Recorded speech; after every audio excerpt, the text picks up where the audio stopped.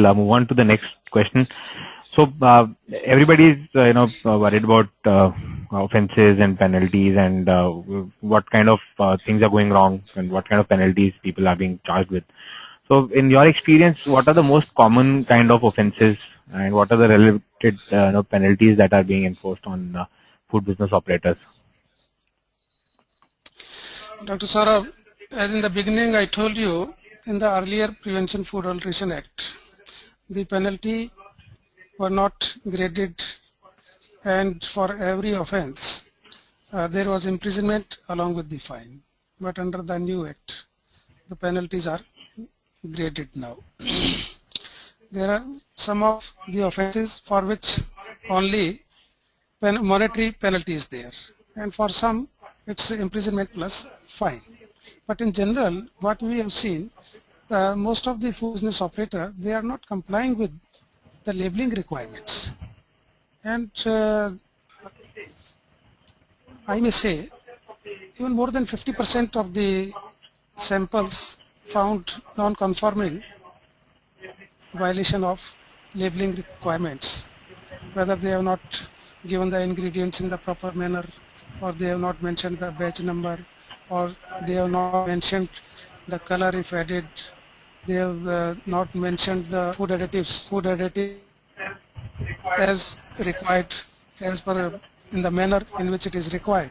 So most of the cases found violating are of misbranded type. If there is some labeling defect, then it is misbranded. Then other are substandard. Substandard means if the food product is now not according to the standards laid down under the regulations. If it is not complying with the standards as laid down in the regulations, then it is substandard. If there is some labeling defect, then it is misbranded food. And for substandard food, the penalty, monetary penalty is up to ₹5 lakh rupees. And if the food is found to be misbranded, that means violating some labeling provisions, then the penalty is up to 3 lakh rupees. And one thing is very important here: misleading advertisement.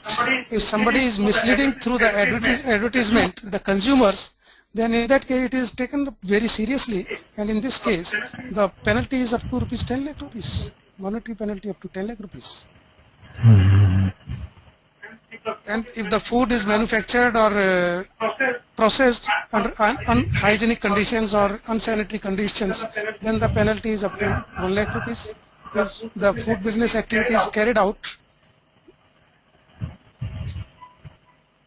without a license or without a registration, then there is a separate set of penalties. And unsafe food. If food is found unsafe, which is injurious to health, in that case the penalty is very stringent. It is starting from imprisonment up to 6 months plus fine up to ₹1 lakh, and it is raising to imprisonment up to life imprisonment plus penalty of up to 10 lakh rupees. And one thing is also, if because of consumption of that food the consumer has suffered, then he has to pay the compensation also to the consumer, and compensation in case of injury or death of consumer, then not less than ₹5 lakh in case of death, and up to 3 lakh rupees in case of grievous injury, and up to ₹1 lakh in other cases of injury.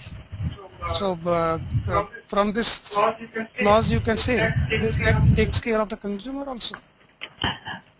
Yes, and I think it's good for the consumer, and also by removing the imprisonment and other things for a lot of other common kind of offences, it makes it friendly for the food business operators also as compared to the PFA. And I would like to highlight again, like Dr. Vats has said, that most of the cases that are there nowadays are related to labeling, which is very much in our control. And in fact, if you go to our website, Food Safety Helpline, we have an entire short course on food labeling. If you have got any interest in learning more about that, you can sign up for that course as well.